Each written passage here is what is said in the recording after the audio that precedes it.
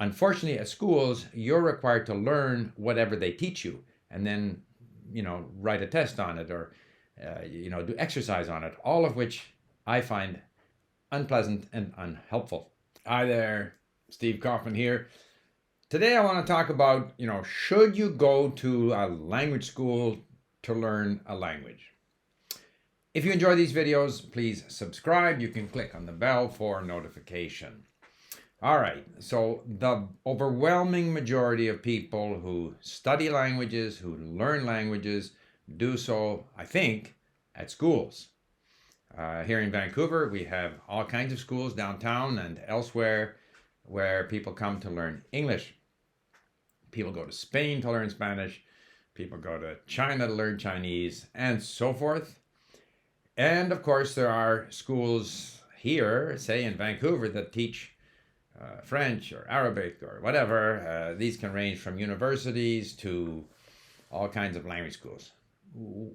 How can we use these schools? How beneficial are they? All right, this depends entirely on your own preference, like so much in language learning. Personally, I would not attend a language school, and I'll explain why.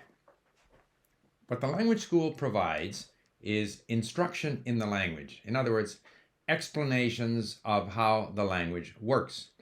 The language school provides the materials, the textbooks, the content from which we learn. The language schools can provide encouragement, motivation. The language school provides a social context where you meet not only your teacher, but other students. The language school can keep you going. So it is possible that for many people, a language school is an ideal learning environment. Why is that not the case for me? Because insofar as explanations of how the language works, that is available everywhere. I can Google for grammars in Romanian, Arabic, Turkish, any language I want.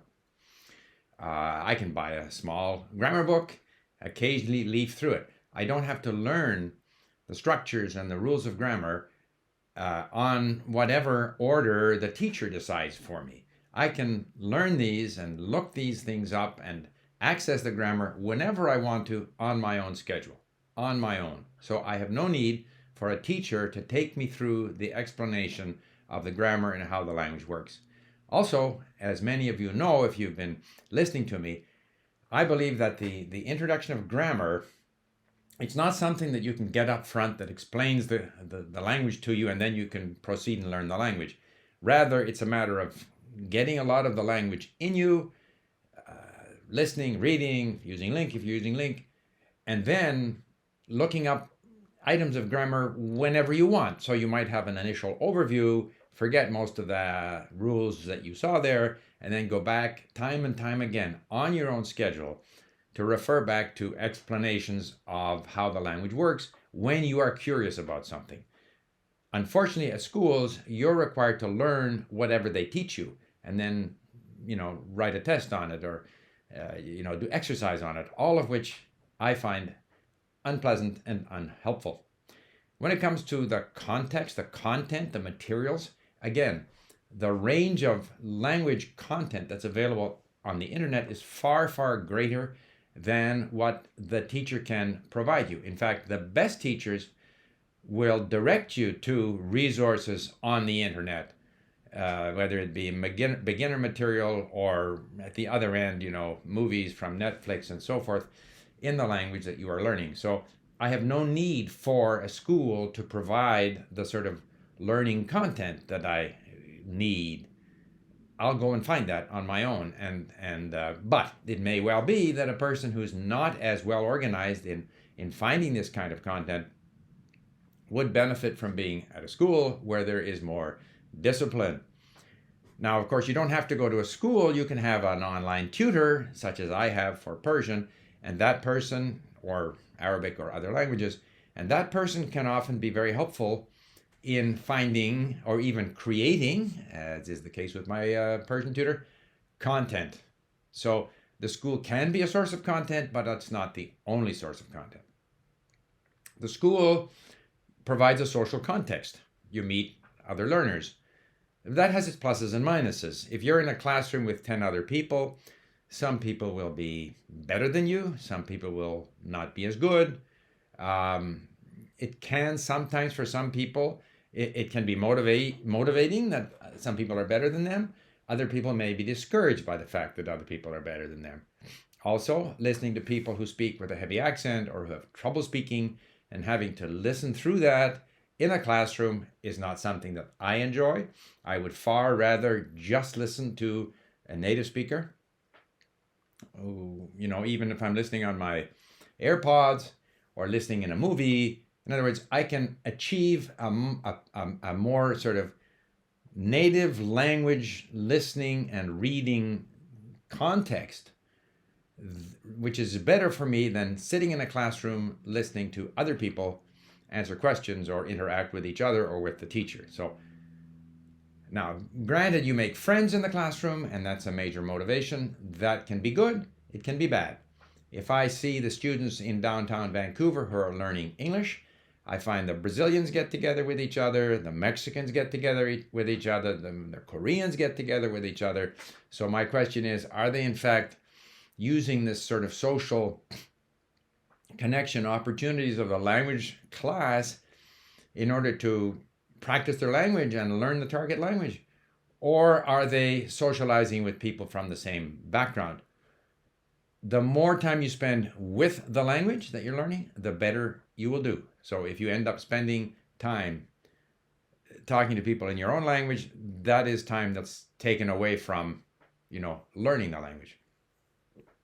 So other disadvantages of the school might be that you have to travel to the school. Now, it can be if you're traveling to Salamanca, Spain, in order to work on your Spanish, or you're going to Guanajuato to work on your Spanish, or you're going to Prague to work on your Czech, then the fact of being in the country, in a place where the language is spoken, is a great reason to go to a school. However, again, are you better off sitting in a classroom in Guanajuato or Salamanca or Prague, or being out in the city interacting with people? Now, it's often difficult. You can't just arrive in Guanajuato and randomly talk to people. So to that extent, the school provides you with a ready-made group of people, the teachers, who are sympathetic to you, who are going to talk to you in Spanish. And so all of that is good. So that, again, so the secret to making the most of your experience at a language school is go to where the language is spoken, speak to your teachers by all means, try to find people outside the classroom, and spend as little time as possible with people of the same background as you who are learning the target language. Of course, the issue with language schools is the cost. So there again, you have to look at your own learning style. How motivated are you, intrinsically by yourself? To what extent do you need the motivation and the discipline and the sympathetic ear of the teachers at the school, versus how capable are you of finding material on your own, finding people to talk to on your own? So I think it's not a situation where one answer, sort of one solution works for everyone. I think it's for everyone to decide how they like to learn, how they like to spend their time. And so while personally I wouldn't go to a language school, because I would feel that it sort of imposes constraints on my language, on my language learning, and it's an expense that I would rather forego, do without. But I think many people, as long as they do enough on their own outside of the classroom, they can make a success of learning in the classroom. And probably the success rate is greater amongst students who go to classrooms, because maybe most people aren't as motivated as I am, to be perfectly honest. But I think it's still up to each person to decide for himself or herself. Thank you for listening, and I hope you make the right decision for yourself when it comes to language.